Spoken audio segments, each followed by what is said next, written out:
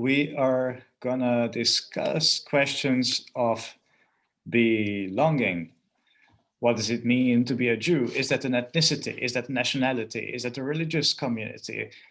What does it mean to be American and Jewish at the same time? How does this feeling of belonging to the American collective affect our feeling towards the land of Israel or the state of Israel? What about Zionism and the different forms of Zionism? What did our ancestors say? What did Mordechai Kaplan, the founder of Reconstructionist Judaism and the philosopher behind our movement, think? So these are just some of the questions I'm going to address in a short introduction to our topic. And then I would really like to open the floor to you all and engage in a discussion about our understanding of Jewishness and Americanness, or belonging to other nationalities, and also our relationship to and with Israel, both with the land of Israel and the state of Israel. This is a distinction which I will make throughout the introduction.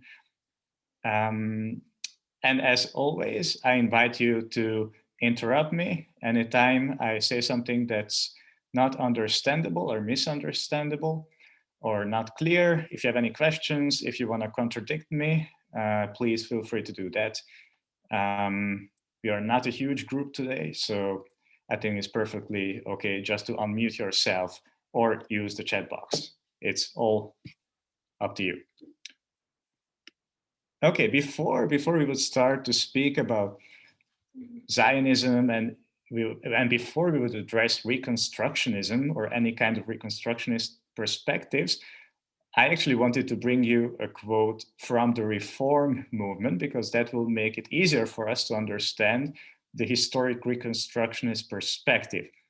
Now, those of you who have attended the classes before have already heard me referring to this quote, but I have never actually presented the quote. So today, for the first time, here you have the quote from the 1885 Pittsburgh Platform. The Pittsburgh Platform was a manifest compiled by an association of Reform rabbis in the US. And the Pittsburgh Platform basically influenced Reform rabbinical decisions for decades in the United States until 1937. So for what was that, 50 years, for half a century. Basically, the principles that were laid down in this platform had an influence on American Reform communities. And since the majority of Jews belonged and belong until today to the Reform movement, it had a very important influence on all of the entire Jewish community of America. Does anyone feel like reading this text for us that's on the screen?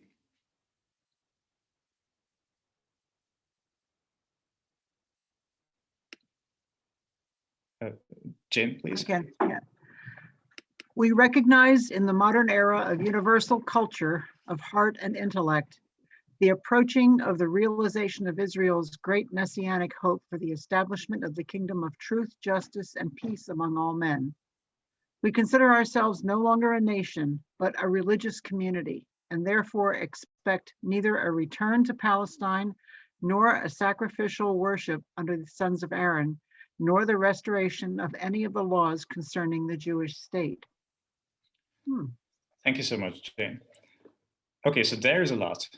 There's a lot to unpack in these two sentences. What comes into your mind when you read these sentences, which, as I said before, were extremely influential and important at the time and also in the decades after this was published? I mean, so yeah, first of all, there's a clear definition of Judaism as a religion. Right. So as you know, for centuries, Judaism was understood as religion and ethnicity, religion and peoplehood. And then the Reform movement at the end of the 1800s made this statement that we are not an ethnicity anymore, we are not a people, we are a religious community, we are a faith, we are a denomination, basically. And we are part of the greater American nation. And within this greater American nation, there are Protestants, Catholics, and us, Jews. And all ethnic, national aspects of Judaism were dismantled. So that's the first part of this principle, which is important to remember.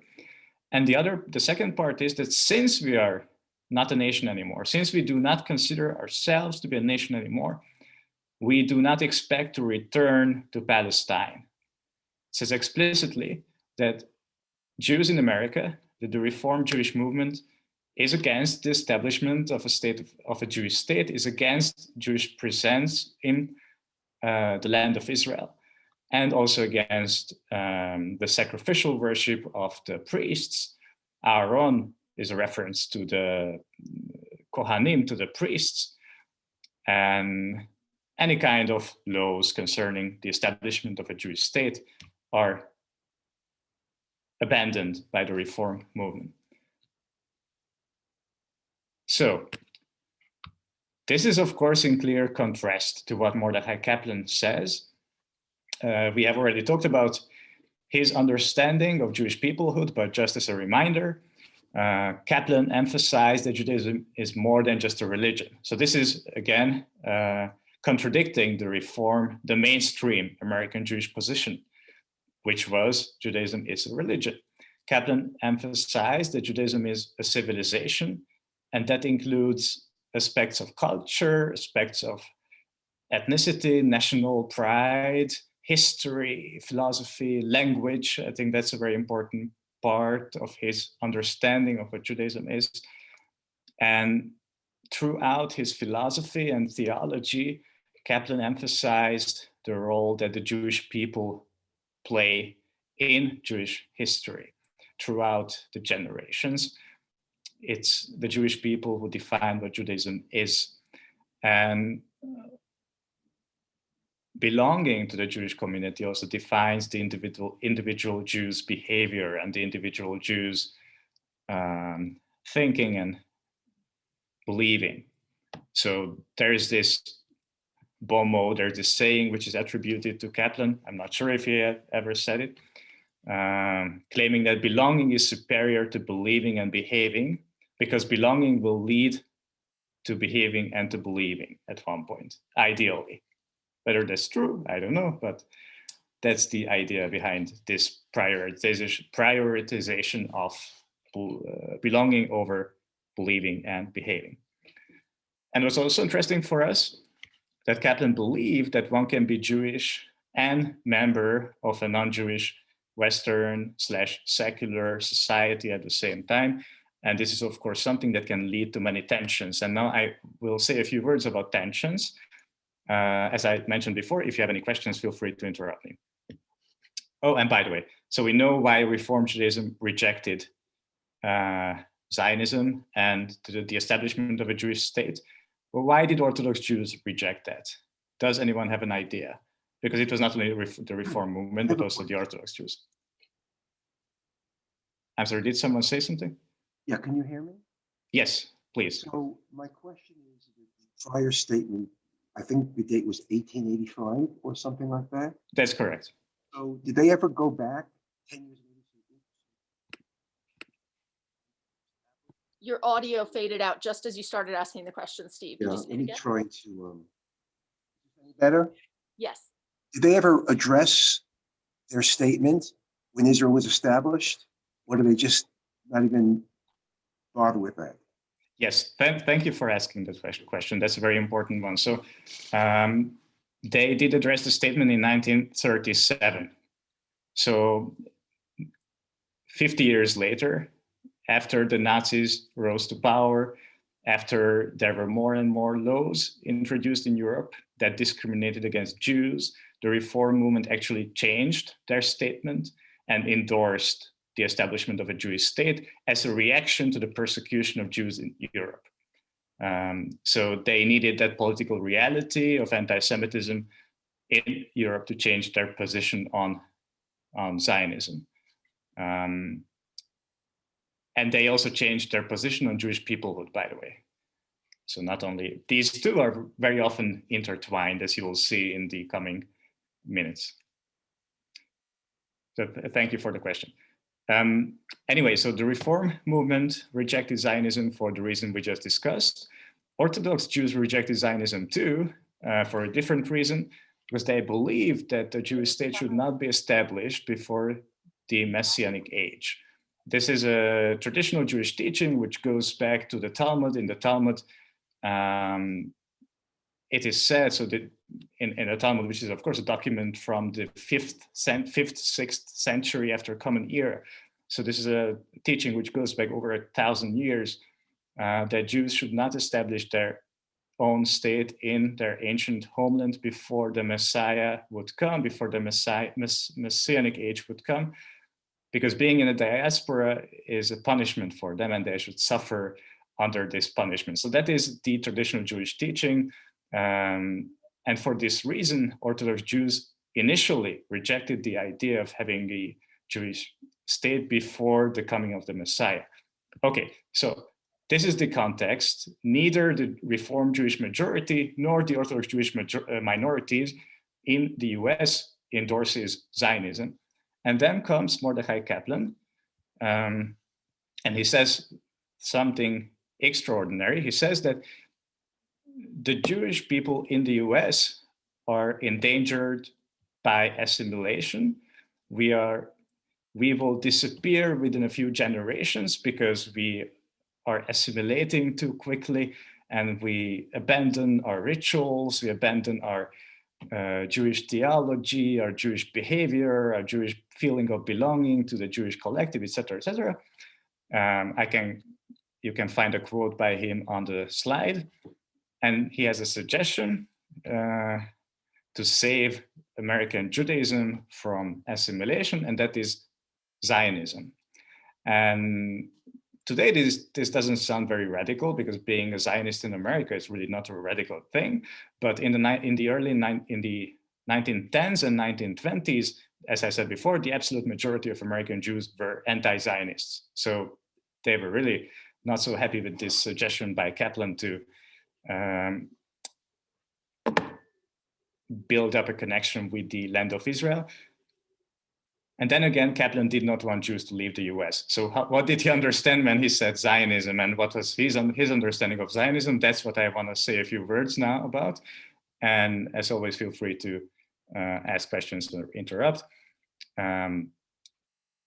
What's important to keep in mind that Kaplan, even though he defined himself as Zionist, he was not a political Zionist, but a cultural Zionist, and we will now see what's the difference. Okay, so what's cultural Zionism? Some of you might have already heard the name of Ahad Ha'am.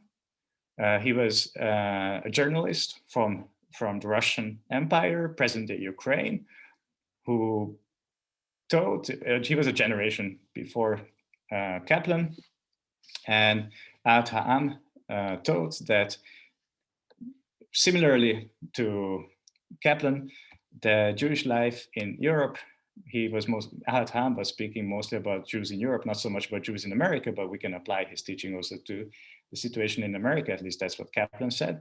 So Ahad Ha'am was saying that Jews in Europe have no future because of assimilation. They lost their original Jewish spirit, their Jewish neshama, their Jewishness, their Yiddishkeit, and they became too European, they became too German, they became too French, they became too Hungarian, Russian, whatever, but they lost the Jewishness of their people, they lost their culture.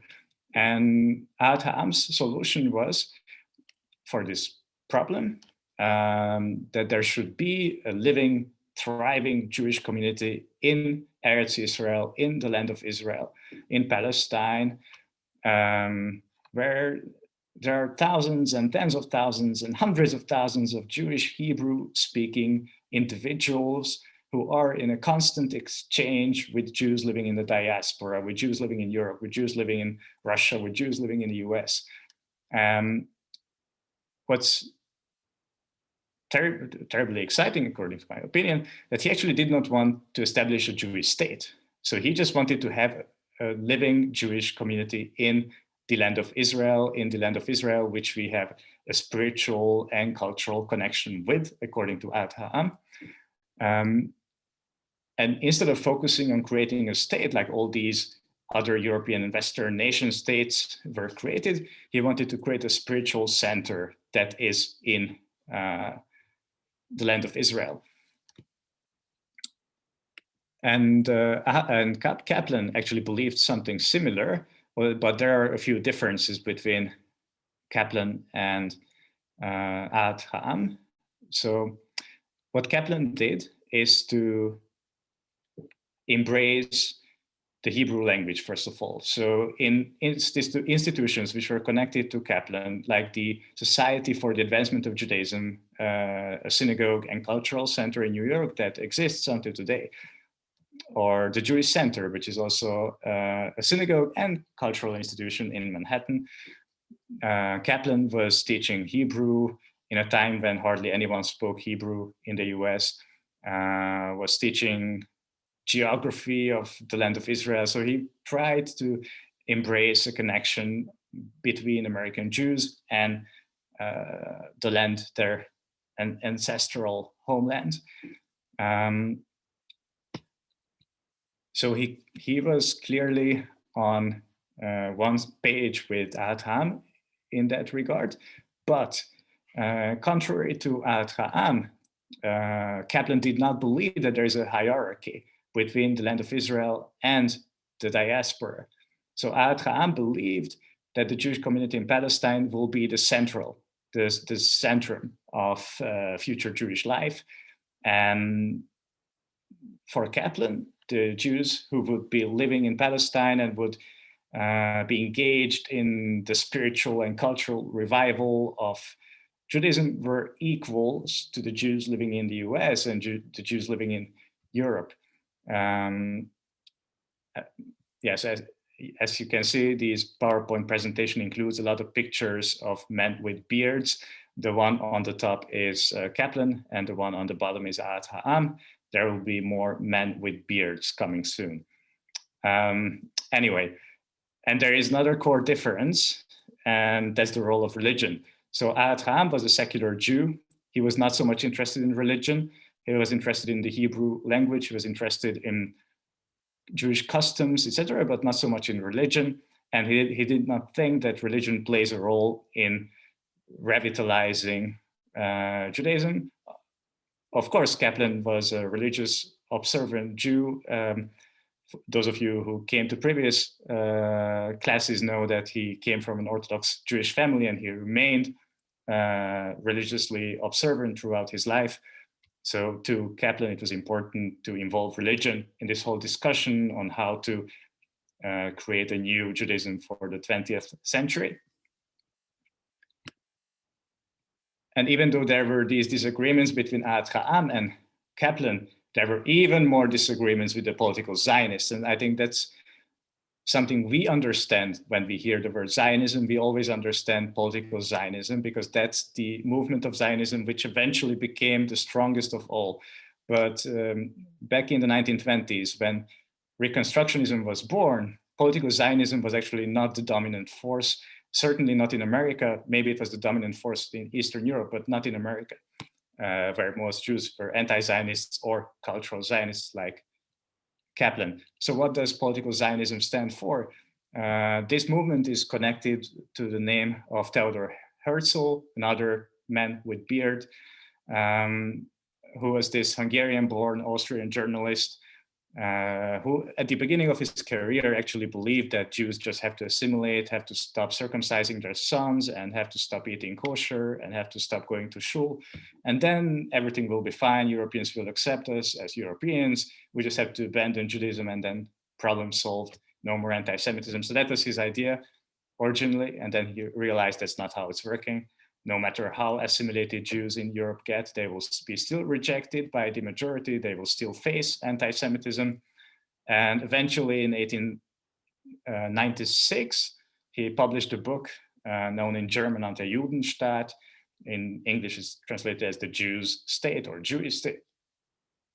where he proposed the idea of creating a new state where Jews could live the way they want to live, which for him was not a religious way of life.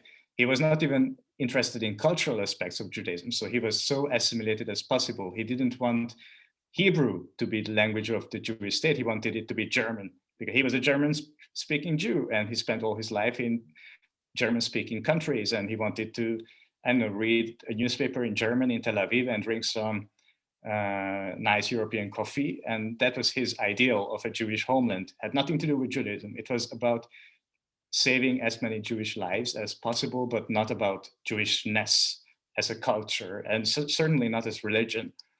And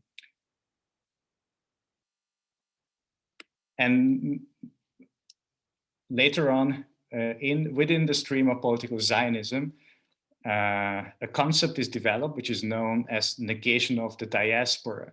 So suddenly political Zionists, not necessarily Herzl, but his followers, began to claim that the diaspora is only meaningful as a source for immigration to the land of Israel, or to support the Jewish state, which is to be established in the land of Israel.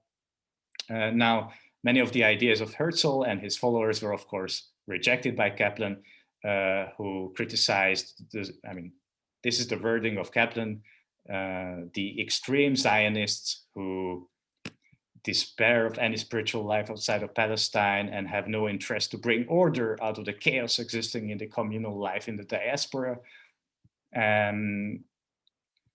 This whole idea of creating a Jewish homeland just because there is anti-Semitism in Europe was something that Kaplan was very skeptical of. And he also criticized actually those American Jewish philanthropists who supported Herzl and his fellow political Zionists, because Kaplan believed that these philanthropists want to establish a Jewish state just because there is anti-Semitism, but they're not interested in culture, they're not interested in spiritual affairs. That was not the Jewish state, that was not the Jewish homeland that Kaplan imagined. So there is a line of conflict between cultural Zionists, but also between cultural Zionists and political Zionists. And one more aspect to consider, and now I will bring in two men without beards. The one on the top is Louis Brandeis, whose name probably is familiar to most of you. Louis Brandeis was the first Jewish Supreme Court judge, and he was also very influential in American Zionist politics. He was totally secular, so he's not on the same page as Kaplan, but is still important. And the person under Louis Brandeis is Horus Callan, who is a philosopher, and he's unfortunately not that well known, but he's the person who introduced the idea of cultural pluralism. And why is this important? Because Horus Callan was the first one who, at the very beginning of the 20th century, just for the record, both Brandeis and Callan are a generation older than Kaplan was. So Horus Callan was the first one who, at the very beginning of the 20th century, introduced the idea that Judaism is a separate nation within the American nation. And if America wants to become a culturally pluralistic nation, which is the ideal, then Jews should regard themselves as a distinct nationality within the culturally pluralistic American nation. So he also positioned himself against the Reform statement that Jews are just a religion. To him, that was not true. And he set cultural diversity and taking national pride in cultural diversity as the goal for the American nation. And he believed that Jews can play a part in that too, if they regard themselves as a nation within this mosaic of nations that live together in the American nation. And Horus Callan was Jewish himself, by the way. He was a German Jewish immigrant, first generation. Louis Brandeis was second generation German Jewish immigrant. And he is the one who developed the idea of having hyphenated American identities. So every time you use the word I don't know, Chinese American, Italian American, Irish American. That goes back to Louis Brandeis, who first used these hyphenated American identities in regard to the Jewish identity, and he began to call himself American Jewish, that or identify as American hyphen Jewish.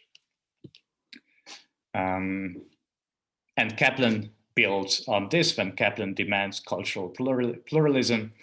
So this is the intellectual background for Kaplan.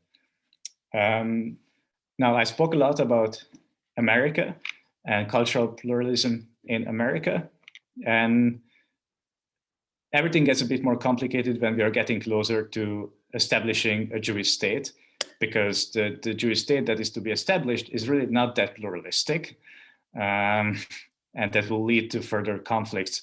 And I just wanted to mention Judah Magnus. I'm a big fan of Judah Magnus, and I think he's totally underrated. Judah Magnus was a rabbi, a reform rabbi from California, who was the founder and the first chancellor and then president of the Hebrew University in Jerusalem. So he actually migrated to Israel.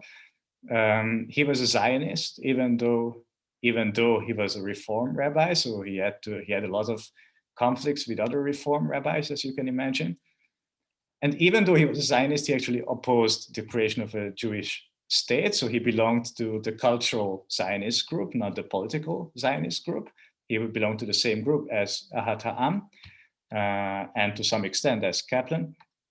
So in the 1920s, 29, he published an op-ed in the New York Times that created a huge controversy, where he said that we should establish a state in Palestine that is neither Jewish nor Arab nor British, but a state for all, a democratic state, an interreligious state, an interracial state. So these were the words which he used to describe his vision of Palestine. But in the 1930s, as the Nazis rose to power and the persecution of the European Jews became more obvious, and also as World War II broke out, he acknowledged that these culturally pluralistic vision will not be realized, especially after 1942, which is the year when the Biltmore Conference in New York took place in the Hotel Biltmore, where the overwhelming majority of Zionist delegates and activists and politicians decided that Palestine will be established as a Jewish state. This eventually meant that everything what I just said, all the complications, all the conflicts within the Zionist movements, within cultural Zionists, within political Zionists, cultural pluralism, all of this was gone. And the leadership of the Zionist movements decided for one direction, which was political Zionism and the creation of a Jewish state. And as you know, in 7 years later, in 1948, then eventually the Jewish state was created. Now, how did Kaplan change his philosophy within these few years before the creation of the State of Israel versus after the creation of the State of Israel? I will say a few more words about that, and then I will ask you questions because I want to hear from you too. And sorry if I say too much. I hope this is not totally uninteresting. I brought you two quotes from the Reconstructionist. The Reconstructionist was the journal of the Reconstructionist movement for decades. The quote on the top, which is from 1935, is from the first edition, the first volume of the magazine, which was running till 2000 something. So it was just recently shut down, by the way. And if you're familiar with Evolve was supposed to take over the place of the Reconstructionist. So there's a continuity between Evolve and the Reconstructionist. But anyway, for decades, the Reconstructionist was the journal where Reconstructionist rabbis, Reconstructionist leaders, intellectuals, or congregants, or anyone who had something to say could express their opinion. So it basically had a similar role as Evolve today. The Reconstructionist evolved into Evolve. one could say. Okay, that was a bad joke, sorry. So I brought you two quotes from the Reconstructionist. Both of them are from editorial pieces. Does anyone want to read these two quotes for us? Liz, please. We consider the establishment of Palestine indispensable to the life of Judaism in the diaspora. We seek to enable Jewish civilization so to root itself in the soil of Palestine as to make of that land the cultural center for Israel's intellectual and spiritual rebirth. We oppose any attempt to render Palestine the object of imperialist aims or the victim of private profit-seeking. We endorse every effort to reward the establishment of a cooperative commonwealth in Palestine based upon social justice and social cooperation. We Jews have suffered sufficiently from fascist tyranny. We shall have suffered in vain unless that suffering shall have taught us to appreciate tolerance, democratic procedure, and civil liberty. Incidents will only tend to alienate the progressive elements of the world, and those of the Jewry included, from the cause of Zionism. Thank you so much. What I should add to the second source, that this was in part in reaction to far-right Jewish Zionist atrocities committed against other Jews and against Palestinians and against the British. As you might know, in the 1930s, there were different Jewish militias in Palestine active, and some of them were, militias were violent, yeah. So this was in part a reaction to those incidents. If anyone wants to comment on any of these two sources, feel free to do that. I think you had said earlier that Kaplan thought that the diaspora was just as important as Israel, and it looks like he changed his mind, kind of. Yeah, so that's also my impression, that here it seems like that Israel will be the center of Jewish life, and that is in contrast to what we read in his text from 1920. I do believe that there is a connection to the increasing Nazi presence and the increasing danger that Jews faced, and also we have to, we should not forget that the Nazis never rose to power in the US, but there was also an organized Nazi presence in the US, and there was much support for the Nazis during not during the war, but before the war in the US. White supremacists were very much visible, not only the KKK, that was of course also attacking Jews, not only African Americans. In the 1920s, there were different laws and bills introduced in the US House of Commons and Representatives that made it impossible for Jews to emigrate to the US in 1921 and 1924. So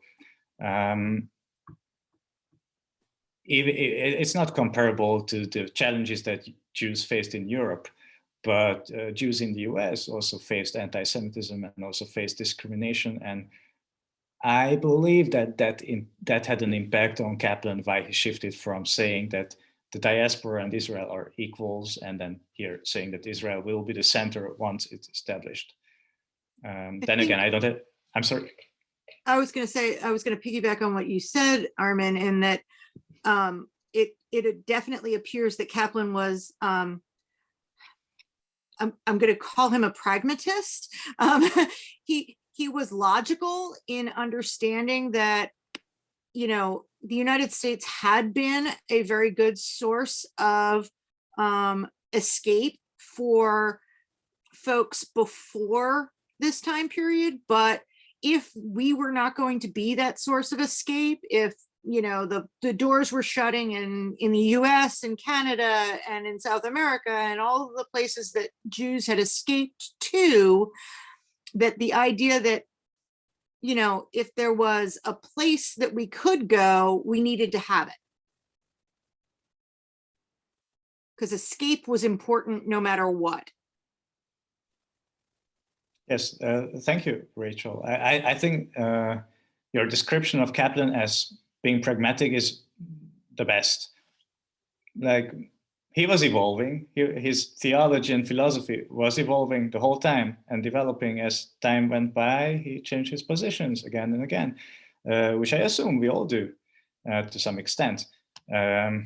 And that was also something that he was teaching. Like, he was open. He spoke openly about having different opinion at different stages of his life. Yeah. I think that's great. And and that certainly has to do something with his pragmatism.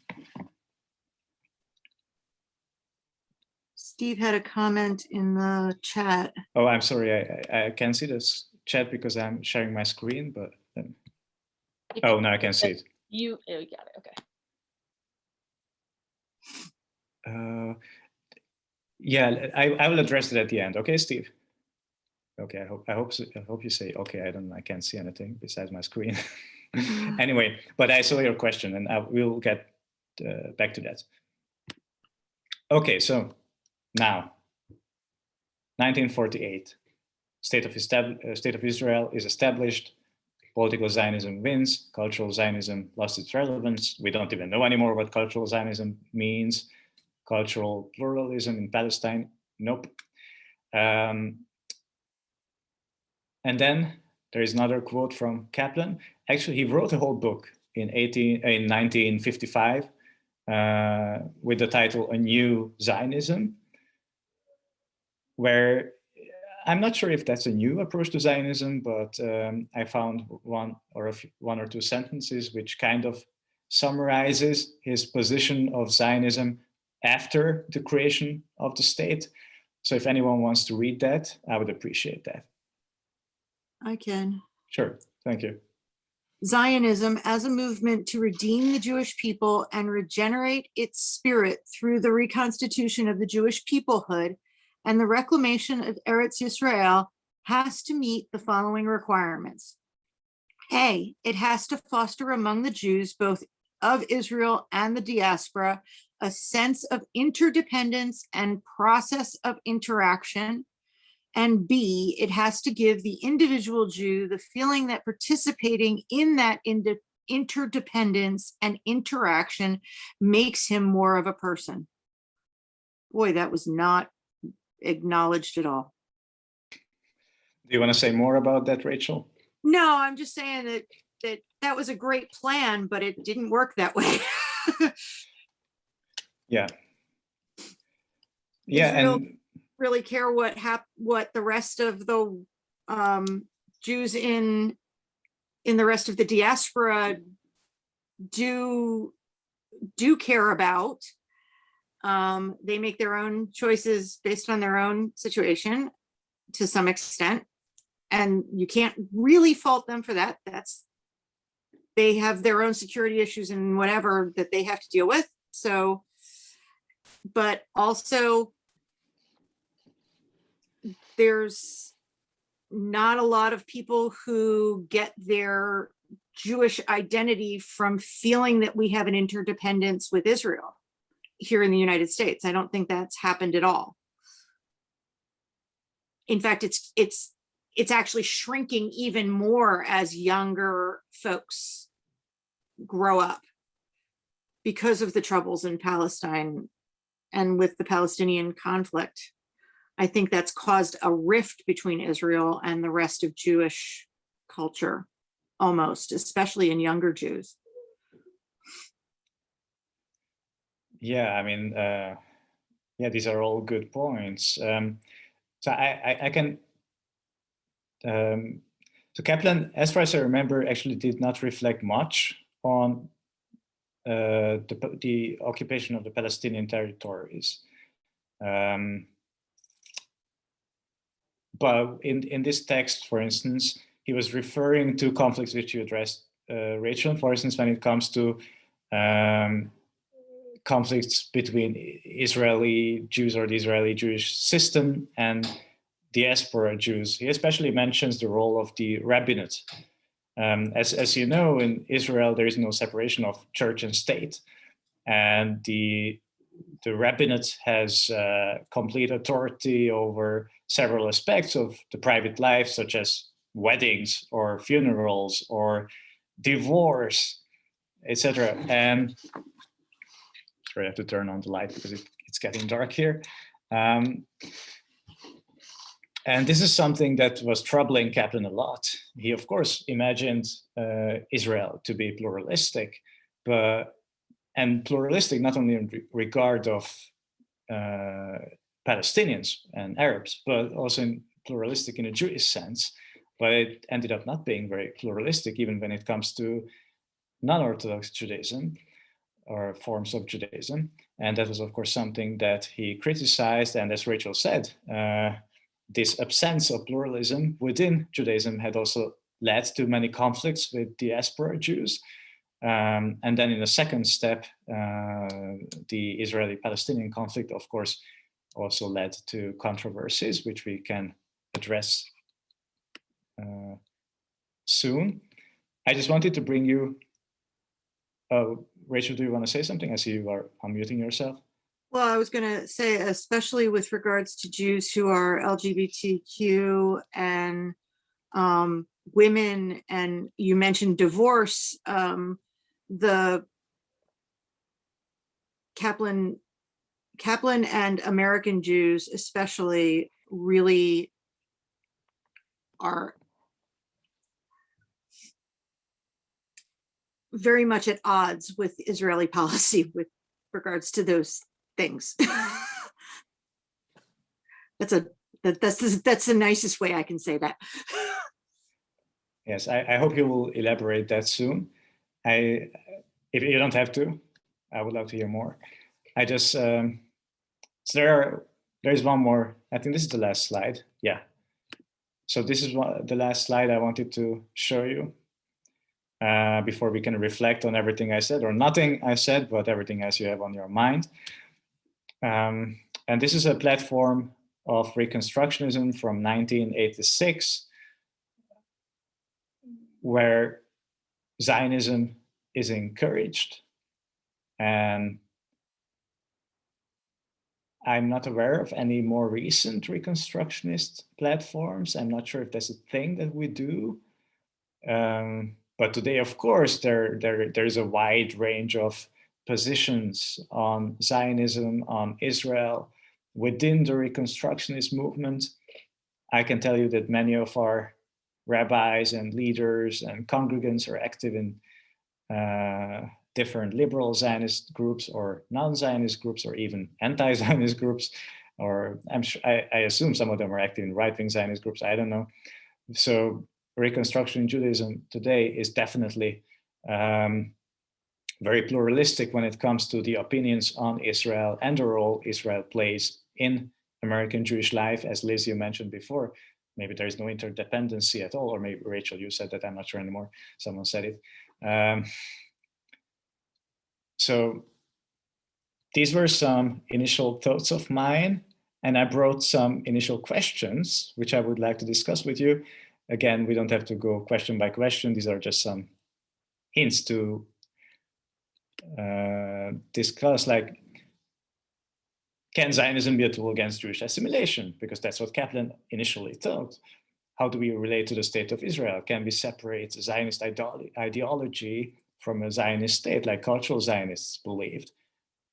What do we do with all the Christian evangelicals and Zionists, etc., and non-Jews walking around with Israel flags? And what is American Judaism with Israel? What is American Judaism without Israel? And how do we relate to the idea of Judaism being a nationality or being a religion or being an ethnicity? What is your relationship with the land of Israel and to the state of Israel? And what about Hebrew? What about our national cultural, national identity, national languages? So I'm just throwing everything at you. I hope you don't mind. And I would love to hear what you have to say. I will actually stop screen sharing so we can see each other. Yeah. That was all from my side. And now I look forward to the conversation with you all.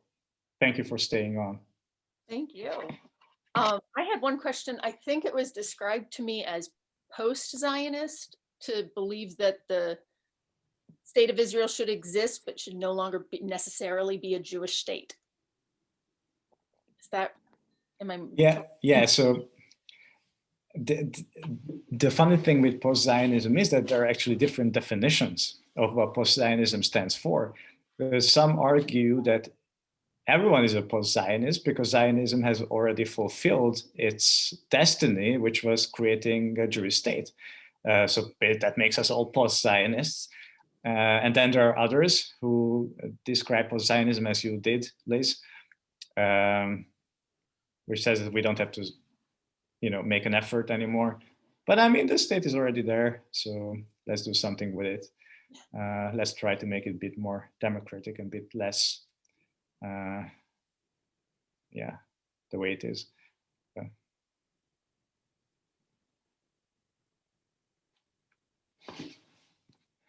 I'm looking at Steve's comment in the chat talking about projections of immigration to Israel from the US and Europe is estimated to be very high in 2021 and beyond. And I'm thinking about, has there been, I mean, we had waves of immigration to the US. Have there been similar huge waves of immigration to Israel? Right. So there have been waves of immigration to the Israel, not so much from the US though. Like there are, of course, American Jews who immigrate to the US, and there have always been American Jews, who immigrate to Israel. But most of these waves of Jewish immigrants to Israel actually come from from Eastern Europe, also historically and also in the present. So the first wave of Jewish immigrants was at the end of the 1800s, or toward the end of the 1800s, was from the Russian Empire. And then there were a few other waves of Jewish immigrants from Eastern Europe towards the land of Israel. And also after the fall of the Soviet Union, a million Jews, approximately a million Jews, left Russia, Ukraine, Belarus, and they moved to Israel as well. So there have been these major waves of Jewish immigration, but most of them were from Eastern Europe. I'm not aware of a wave of American Jewish immigrants, but that doesn't mean it will not happen. I personally have the impression that American Jews today are more aware of anti-Semitism in the US than they were a decade ago. And this might have an effect on their feeling of belonging to Israel. I don't know if that will happen, but I can imagine. Also, Steve, I mean, feel free to unmute yourself and tell us more if you want to do that. You don't have to, no pressure. I know there's been a wave of Jews who have been trying to emigrate to other places too, like back to Europe, to get away from the US issues as well. Yes. So the thing with European nation states is that if you can prove that you have ancestry from a certain European country, you can easily get a passport of that particular country. So I actually know of many, but certainly more than one American Jews who happen to have German ancestry, and they are eligible for German citizenship. And once they applied for a German passport, they can move to anywhere in Europe, because with a German passport, you can live and work anywhere within the European Union. The same goes for having Polish or Romanian or French or whatever ancestry. So yeah, that's also definitely a thing. American Jews moving to Europe. Although right now, during seeing the vaccination roll out, I think it's better to be in the US than in Europe, but I understand that generally speaking, there are reasons to be in Europe. Yeah. At the same time, I'm the one who lives in the US, so it's confusing. But yeah, but the last 4 to 6 years, I can understand why folks have been wanting to kind of explore other options. I can go for a little while there. I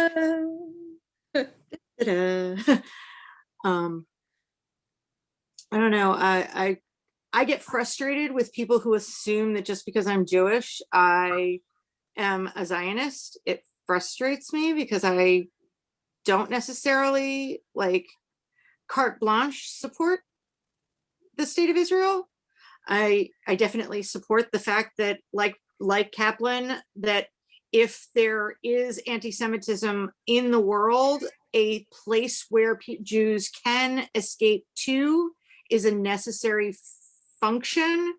And if immigration in the world is difficult around the world, having a place that has a way for Jews to escape to it that is simpler. Hi, I'm Jewish, I'd like to come to Israel, is pretty simple and is necessary. I dislike the fact that the state of Israel has leaned towards the more orthodox perspectives in a lot of things, especially divorce, especially marriage, being unable to get gets because of, and move on with your life, because your husband is abusive or drains your bank account, or all of those things that should be protected against. I think most of the rabbis should have moved away from the woman as a piece of property by this point in modern times. And so I have a major problem with those kinds of situations that happen in Israel still. But the fact that Israel basically has a dictatorship that they haven't been able to get rid of right now is a problem. But I think the thought process involved in forming Israel was really important. And it's not my place to fix it as an American Jew. I can throw my 2 cents in, but I can't be the one to fix it. My relatives who live there and vote have to be the ones that fix it. So what was the other thing we had voted for? Was it the World Zionist Congress? You voted, they broke up percentages based on the different blocks. Yeah, and we actually voted for the first time ever. We're able to vote in a block that is a little bit more progressive, which was pretty cool, because that World Zionist Congress actually has a lot more say in how they fund Israeli political action. So it seemed like that was a step towards creating a more pluralistic government system in the future, or at least having some oomph in that direction. Yes, so the World Zionist Congress is something that was actually started by Herzl, if you remember, one of the men with beard. So that Congress has been going on. No, sorry that I keep mentioning these men with beard, but as I was putting together the presentation, I just couldn't help noticing that all of them look the same. Anyway, so the Herzl was the one who initiated the first Zionist Congress in the late 1890s, and since then there have been, I think, almost 40, not 40 yet, 37, 8 or something like that, congresses where delegates from across the globe get together to discuss the issues ahead of Zionism and also ahead of Israel after the creation of the State of Israel. The thing is, the World Zionist Congress has no real influence on Israeli policy making. It has it can influence some kind of where the money flows to, but it has no direct influence on Israeli policy making. And actually, the majority of delegates in the World Zionist Congress are progressives because of American Jews. American Jews traditionally elect liberal Zionist delegates, and they are the majority within the Zionist Congress. But because the Zionist Congress has no direct influence on politics in Israel, just indirect, unfortunately, one cannot really see that in Israeli politics, how liberal the Zionist Congress is. And the Reconstructionist movement is officially affiliated with the liberal Zionist faction of the Congress, which is called Artsenu, our country. Yeah. So it's basically a nice poll, but it doesn't make anything happen. But yes, it does. It doesn't. It doesn't have any direct influence, but it can make decisions over money. So in that way, it does have some kind of influence, but it's not direct influence. At the end of the day, it's the Israeli citizens who, make the decisions over policy making in the state of Israel. And they are unfortunately less liberal than American Jews. So it's sort of like a PAC here, one of those political action coalitions that. Yeah, one could say, but it's international, so that's the difference. Can you hear me? Yes. Yes, we can. Okay, so my question wasn't so much political, but demographics. And if you look at the Jewish Agency, you see there are projections for the years ahead of a lot of immigration to Israel from Europe, from France, and so on, as well as from other countries. But in terms of population growth, I think the largest segment of growth is in the quote unquote Orthodox communities, where 5, 6, 7, 8 children is not uncommon, whereas in the conservative or reformed, it might be 1.8. So just in terms of population growth, that's where things seem to be heading in terms of population, not even including intermarriage and everything. So I know there's a bigger tent in Judaism, but I'm just wondering what your thoughts are in terms of where the population is going. And that can lead to conflict, as what's going on with the Haredi community and the government. And when you were just saying about that organization, that's a minority of liberals versus a majority of Orthodox. So I'm just curious, just strictly population, where do you see Judaism going and how that might impact Jewish life, whether it's in this country or in Israel, just based on population? And I know there's always this there's always been a quote unquote crisis about low Jewish birth rate and everything else, and fears about intermarriage. So just wondering if you can put it in contemporary terms, 2021 looking forward, rather than going back to the 1800s looking that way. So where do you see things in that kind of context? Yeah. Sorry. Can I throw one thing in there? Steve, you are standing in a room full of Jews who basically got here through intermarriage. Like I'm the child of a Jew by choice. I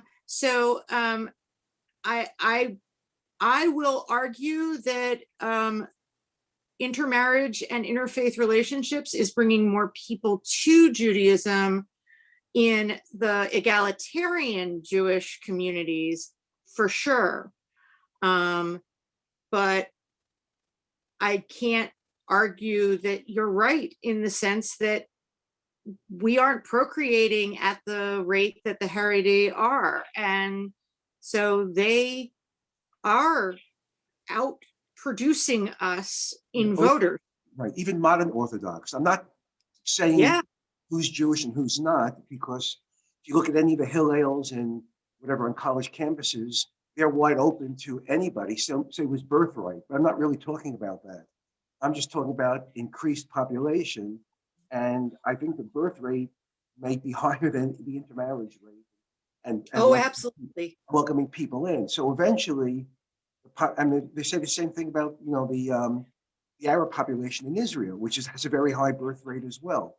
So I'm just wondering demographically what the perspective is on how that will affect overall Jewish life in that context. So again, I'm trying to stay away from politics, but just how the demographics might affect things down the line. Yeah, I mean, I think it's a legitimate question. I cannot tell you what will happen in the future. What's for sure, as you also mentioned, that the ultra-Orthodox and the Arab/Palestinian population of Israel is growing at a higher rate than the secular population. So that will definitely make a difference in the future. That will also affect Israeli and American Jewish relations, for sure, since that is not how the American Jewish community looks like. Even if there is a growing Orthodox Jewish population also in the US, it's not growing at the same rate as in Israel. And we also have to just on a side note, in the US, it's not only the Orthodox community that's growing, but also the non-denominational. So that's an interesting development, that even though the established liberal movements like the Reform movement and also the conservative movement are shrinking. I mean, first of all, they are still the largest denominations, but even though they are shrinking, there is also a number of non-denominational congregations which is growing. I don't know what that will mean for us in the future. I can't tell you, but I don't think that the future of American Jewry will be Orthodox this century. Maybe the next century. I don't know about that. But I don't think that the future of American Jewish communities will be Orthodox in the next decades. The same cannot be said about Israel because of the realities are different. Then again, it's hard to tell what will happen, so I'm just guessing. From a climate science perspective, I hope that they start realizing that growth rate is unsustainable for the planet. Running out of room. We are. There is a cultural piece within that community around having to make up numbers. So there may come a point where, it's not as high. I mean, I come out of an Orthodox family and our numbers were relatively low by comparison. So it's not across the board. It is more the Haredi families, which we got away from, and we're entirely mixed. My generation has as many non-Jews as it does Jews in my family. Yeah. It's interesting that it's almost like it's going to be split, and the Reform and Orthodox are going to be the low. It's going to be like a high, low, high for Reconstructionist and non-denominational Jewish communities on the other end. And secular. Yeah. Could argue the separation between secular and non-denominational. Yeah. I think we're on the verge of a redefining that we can't fathom what it will look like, over the next 100 years. Oh, 100? Yes, definitely. 50. I would go with 50. We can't really figure out what it's going to be like. Even perhaps 20, even the next generation. I'm worried about tomorrow. Right. I mean, who knows? Maybe we will face another pandemic in a year.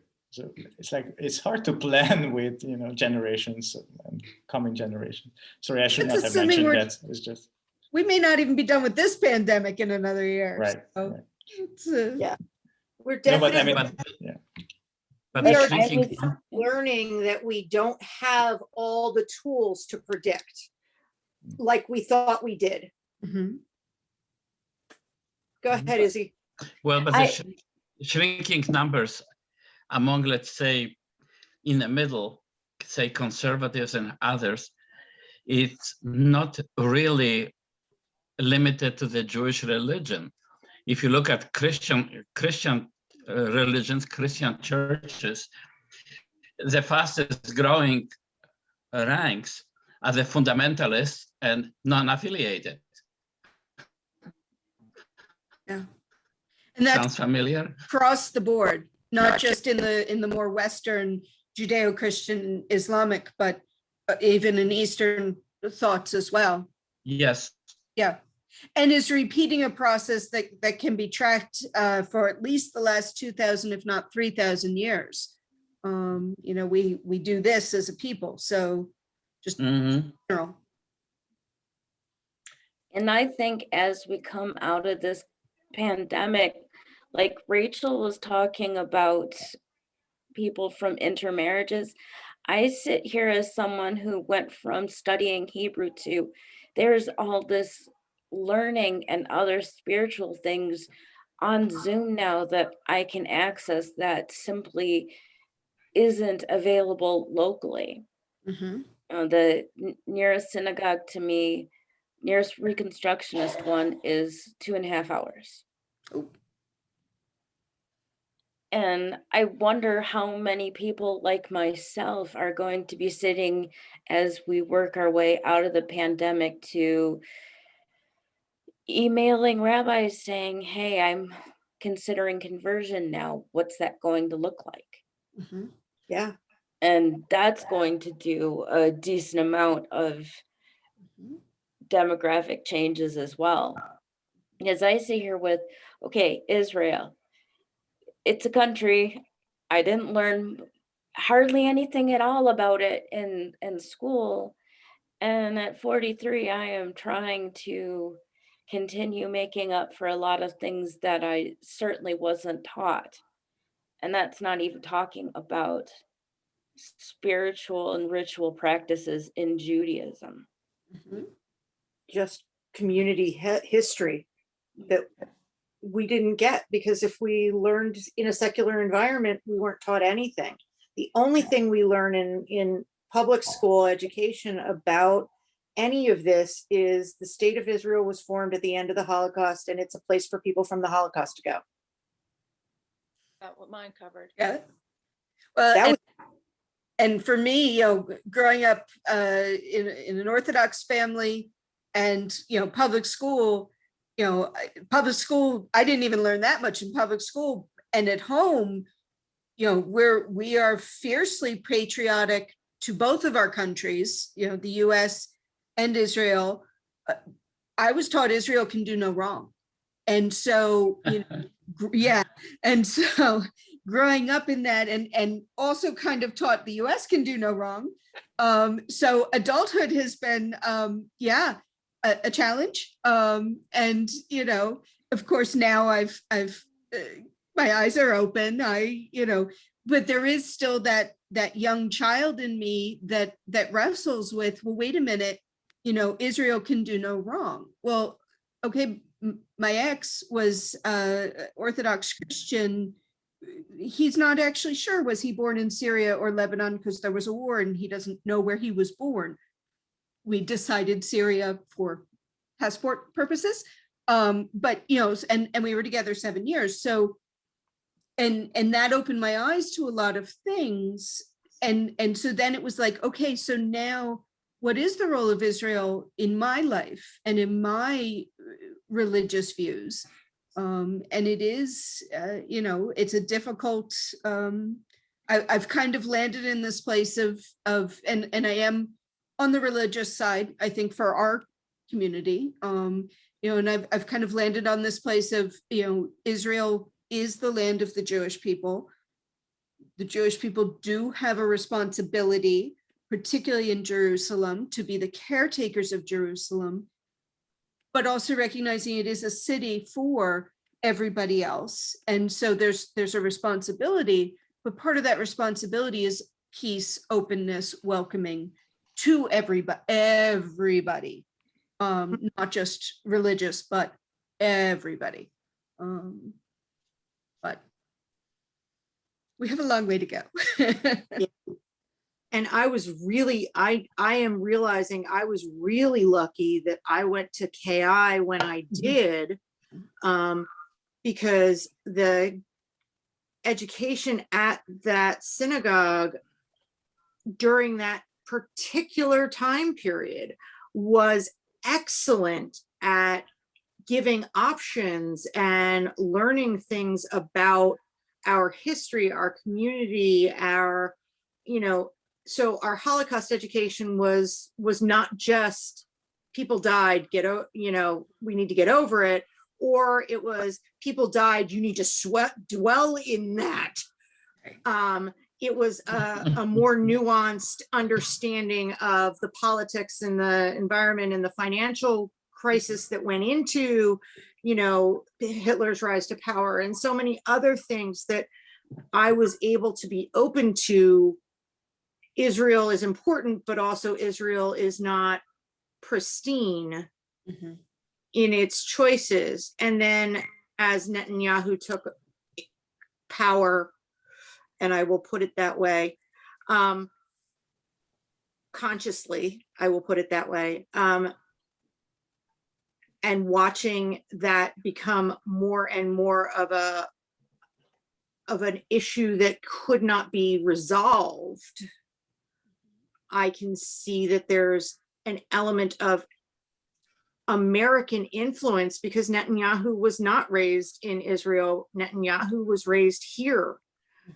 That the fact that there is an influence of American philosophy that is being infiltrated in, that could be a major change in the way Israel is run because of American influence, makes me nervous too, because those folks haven't been there to see, you know, trees planted in swamps to bring back the soil, and, you know, working together with your neighbors to make, you know, malaria not a big thing that you had to deal with, that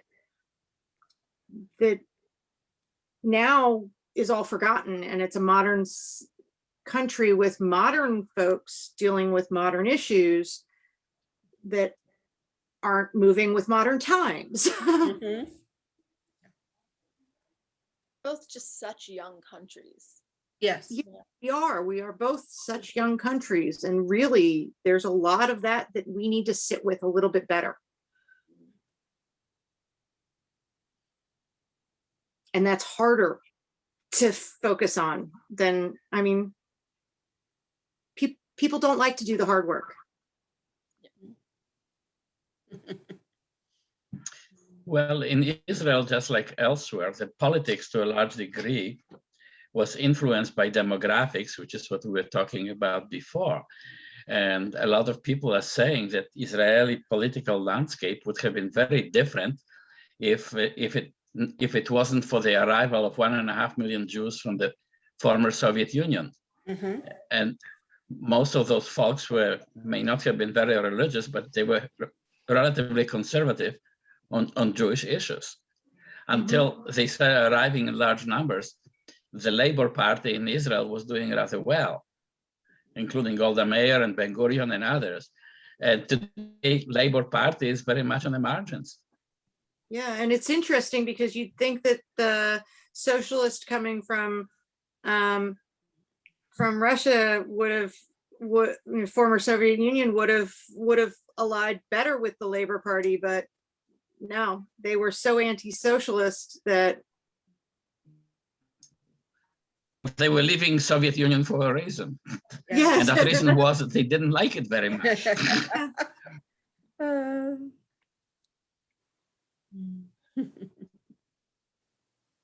That inherent difference of the Kaplan's way of thinking with did not make them religious fanatics. Something that Orthodox would offer is a relatively clear path, you know, more black and white, more clear choices rather than a great spectrum, so to speak, a debate. Which is part of why across the board religiously, those are the traditions that are gaining numbers, because, you know, Pentecostal Christianity, this is the path.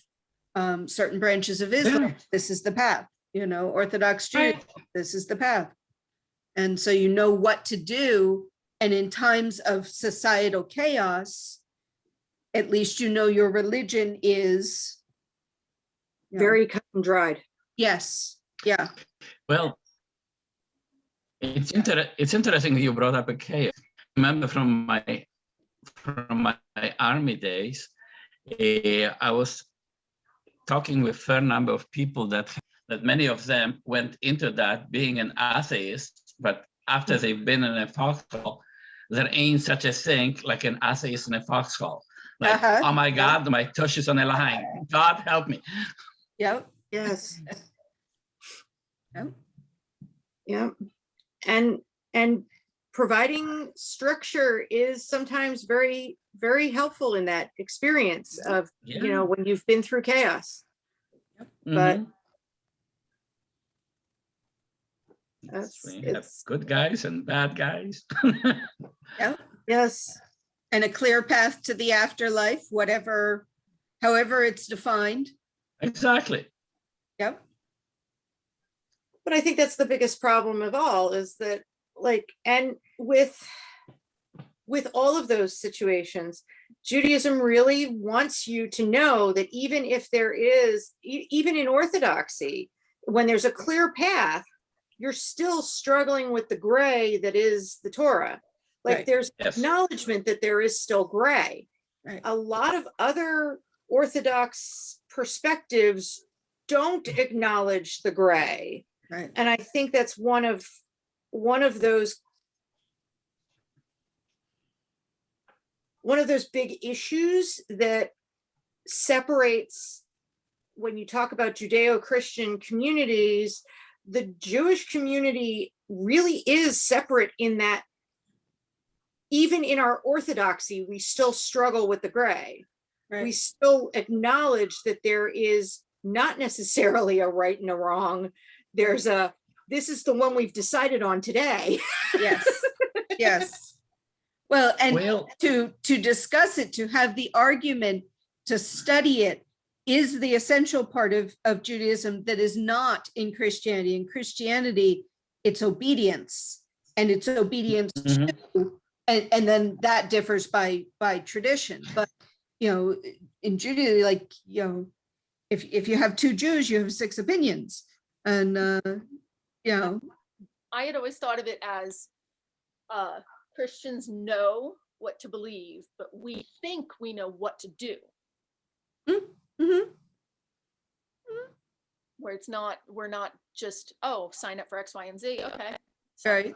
You know, Right. more of a, especially Reconstructionists, what do you feel about X, Y, and Z? Mm-hmm. And is that what we are attempting to do or not? Mm-hmm. Yeah. My mother's response to Christianity: I'll be damned if somebody tells me what I should believe. You can tell me what I need to do this ceremony.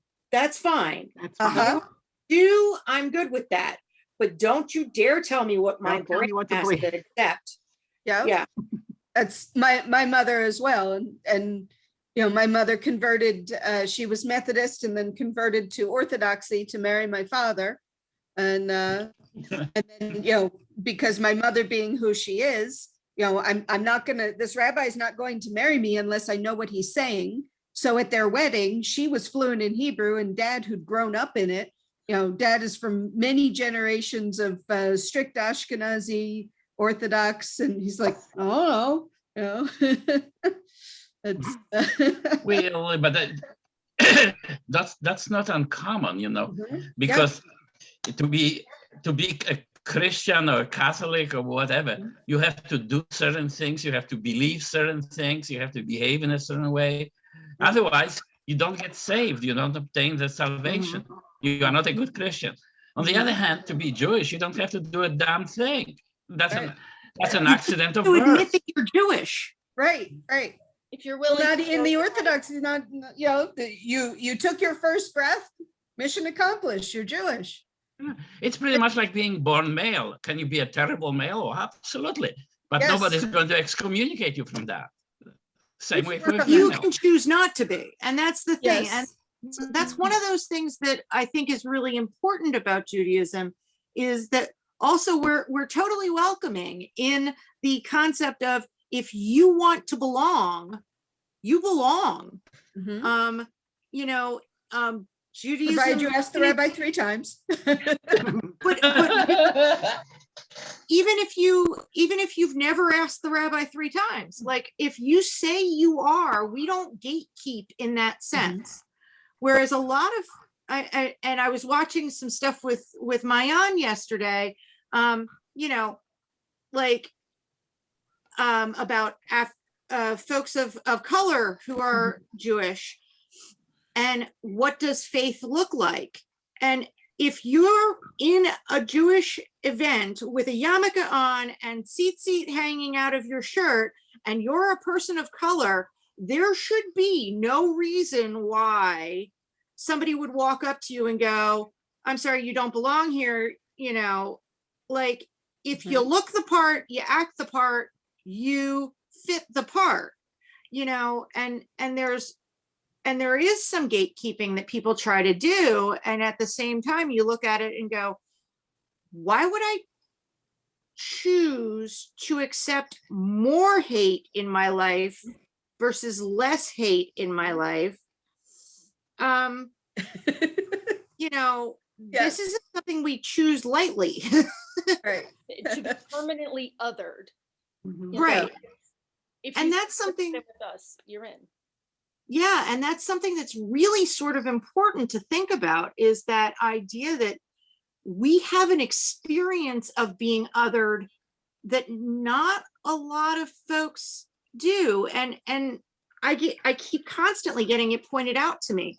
I go into a classroom and I look at every person who walks into the classroom and I go, Ignacy, okay, am I saying that right?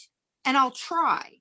The other white folks who are teachers would not go into that classroom and try to pronounce that name, would choose never to call on him because their name is so unusual that they refuse to learn it, and may not even ask, Ignacy, I'm probably saying that wrong. Is there something you'd prefer me to say?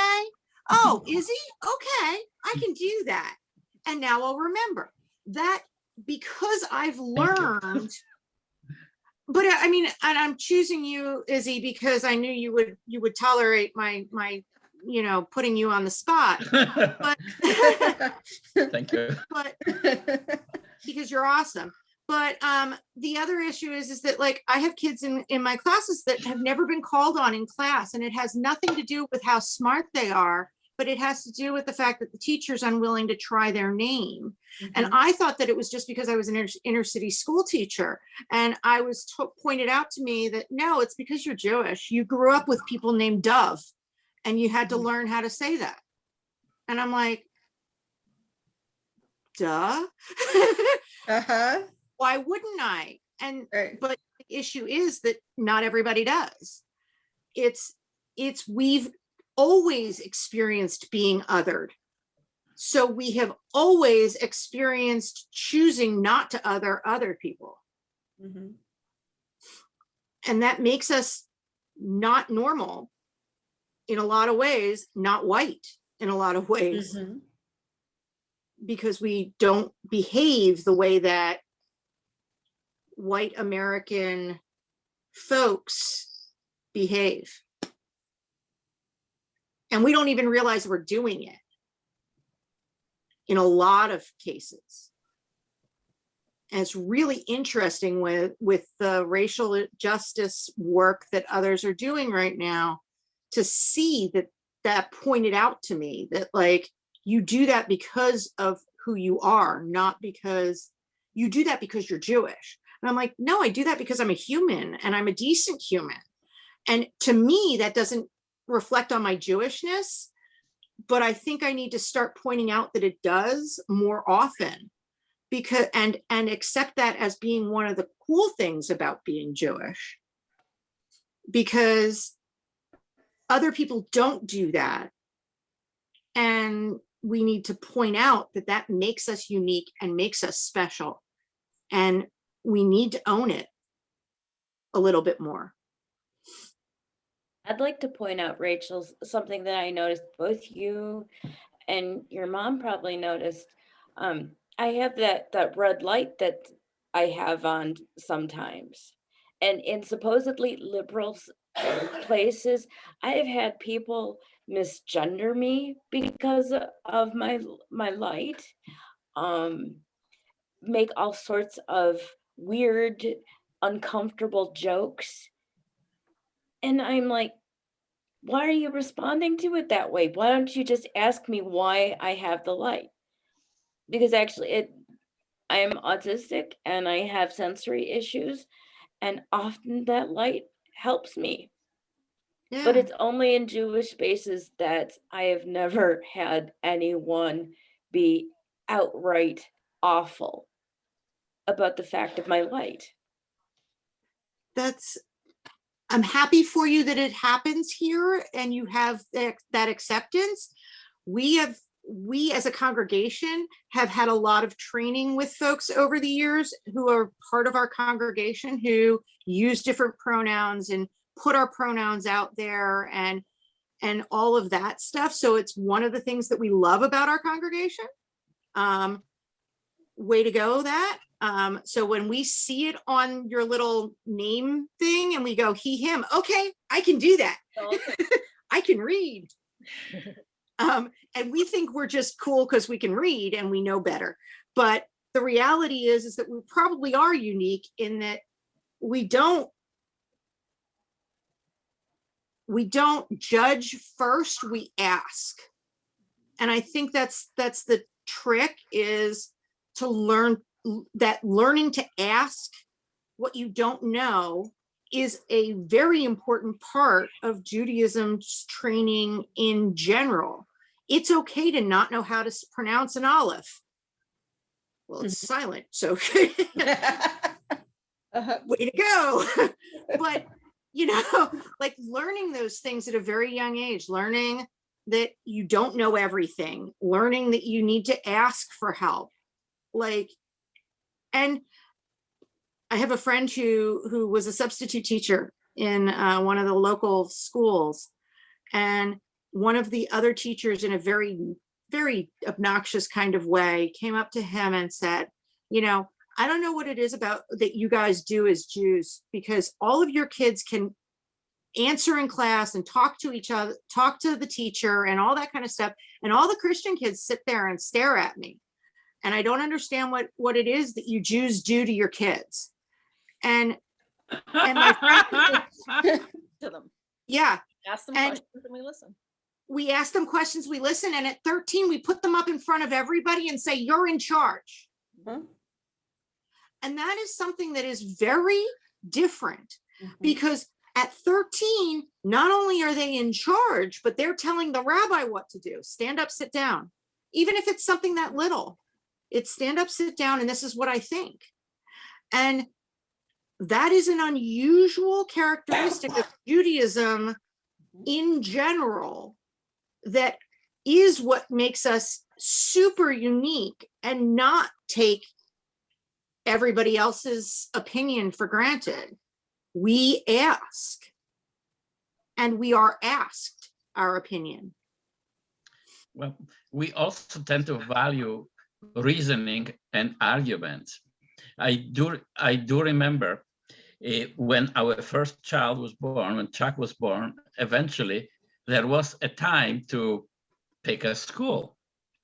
Now, Sharon was mostly involved in that. And since she had a mixed background, she visited St. Michael's Catholic School. Mm-hmm.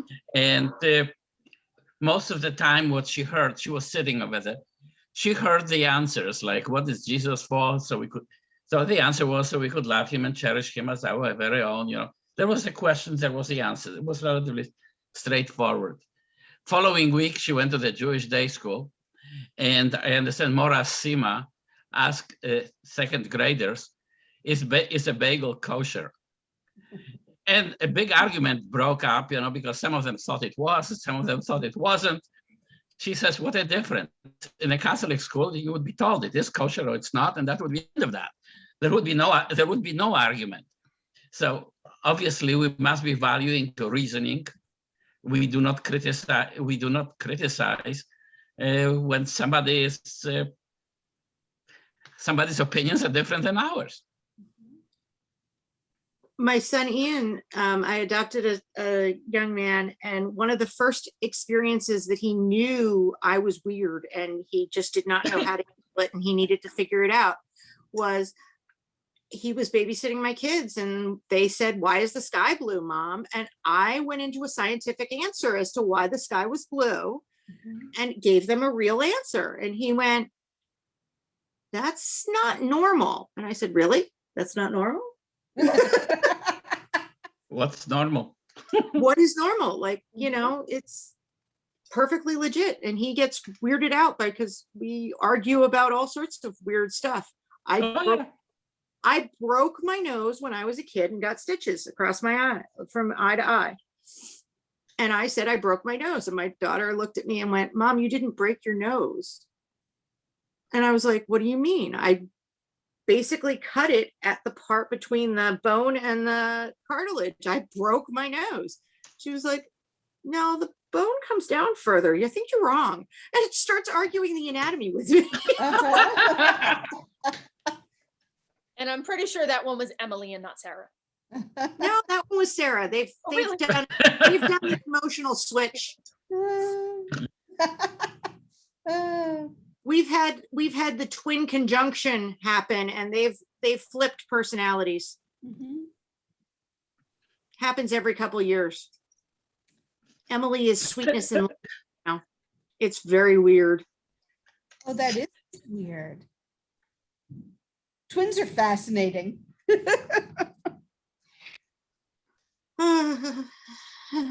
I don't live with them, so they're fascinating for me because yes. Sugar them up, send them home. This is all because of twins. Well, you wear it well. We both do.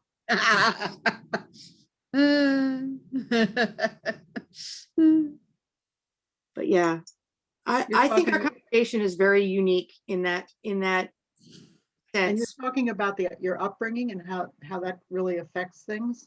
You remember my famous story of going to confession when I was like, I don't know, 8, and recounting my horrible sins at that age. At 8. And the one sin I came out with was, and he said, "How many times?" This big, scary Monsignor, and how many times? I said, "I don't know." Well, you're not allowed to not know. I don't know is not a legitimate answer. wow. You go out there and you say X number of Hail Marys until you can remember how many times. And it was That's not a Jewish approach to religion. Yeah. No. Yeah. Not at think- all. scary sin was that you were mean to your friend. No, I had impure thoughts. Oh, At 8. Ugh. Yeah, I mean, what kind of impure thoughts do you have at 8? Yeah. But you have this list. You have to come up with some stuff. You got to go in and say something. So I said, "You found one? Okay, I Yeah. got that one. I can do that." Yeah. It's a non-questioning, absolutely, and that's the beauty of Judaism. From the time of the Seder, Yeah. little bitty kids ask questions. questions. Yeah. There are appropriate times to ask questions, and And we there's no look, answers. and there's no necessary right answers. Yeah. Don't know. Don't know is a perfectly Yeah. Jewish thing to say. And we don't know how to ask is a perfectly Jewish thing to say too. Mhm. That's the whole point of the simple child, is the child who does not know how to ask. It's Mhm. okay that you don't know how to ask yet. Mhm. We can still tell you some things, and you can, based on the things we tell you, you can come up with another question. Mhm. And that's at any stage in life. It's not just a child. Yeah. Because at any point in time, we have been all of those children. Mhm. I thought Passover was over. Not until the matzah's gone. Yeah. Depending on Mom, that could be years. I made matzah toffee with chocolate and then gave away the rest of the box because I don't want to eat it unless it's covered with toffee and chocolate. Well, For those yeah. who don't, we call that Liz's matzah crack. Mhm. Yes. And I didn't burn it this year. Yay. I Did you do think try- it's a shame, though, that back to the Israel thing, that I can see as time progresses that Israel becomes less important, more irrelevant to Jews in this country anyway. And I think that's really sad, because it's got such an amazing history, and it's got our history there. And it's such a wonderful place to go to and visit and, you know, learn from. And I hate to see it becoming, you know, Arab and Orthodox Jew fighting. It's got too much to offer. But I also think that part of the problem is that the state of Israel has become too much of a political state and not it, and the politics is getting in the way of what the original founders wanted. Golda Meir and Ben Gurion and all of those guys, they didn't want this. They wanted to work side by side with their Arab cousins. Yeah, just like here. Our history is the same basic thing. It gets polluted by the politics. Yeah.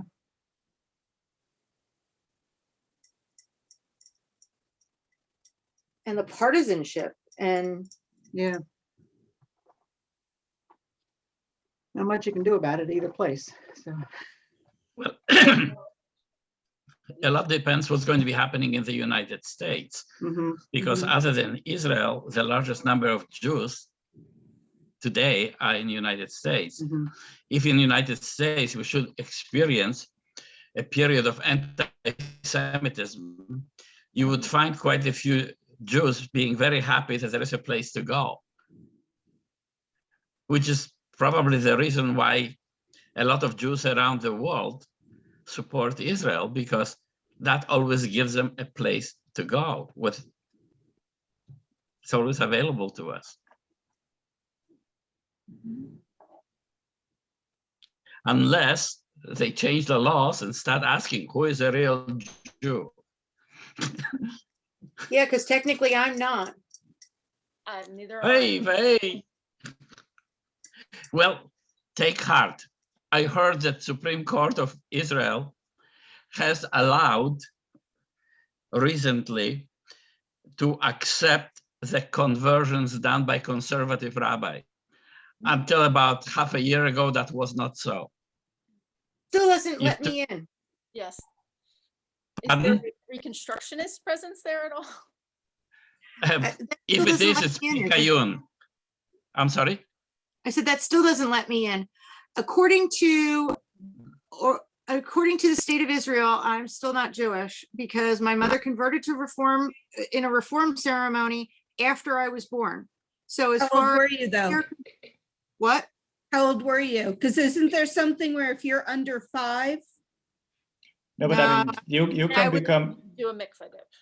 I mean, you can become an Israeli citizen without being Jewish. Like if you have at least one Jewish grandparent, you can, according to the law of return, you can move to Israel and live there as an Israeli citizen. You will not be acknowledged as a Jew.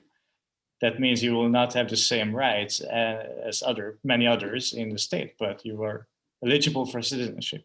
And that also leads to many conflicts, of course, with people who are Jewish on their father's side, who, especially from the former Soviet Union, where many of them come from assimilated families. But that's a different story. Yes, yeah. I'm not Jewish. Do I have to serve in the military? Yes. Yeah. Oh, might as well be Jewish. What are you going to do? Join a third army, Izzy? Izzy, you have to do it only if you are under 26. So if you're older than 26, I don't know, you don't have to serve anymore in the military. Too late for me. No, it's all good. Yeah, I was going to say, how many more militaries do you need to join? These are 2 years. Advances and benefits. Many as I can get benefits from. I like that answer. That's a good one. Well, but in Israel, there are Arab Israeli citizens, and they don't have to serve in the military. I do not know whether that applies to others, but I suspect. Pardon? I'm sorry. They don't have to serve, but if they want to serve, they can. They can. Mhm. If they do want to serve, they can. Yeah, Okay. So, yeah, that's changed a little bit.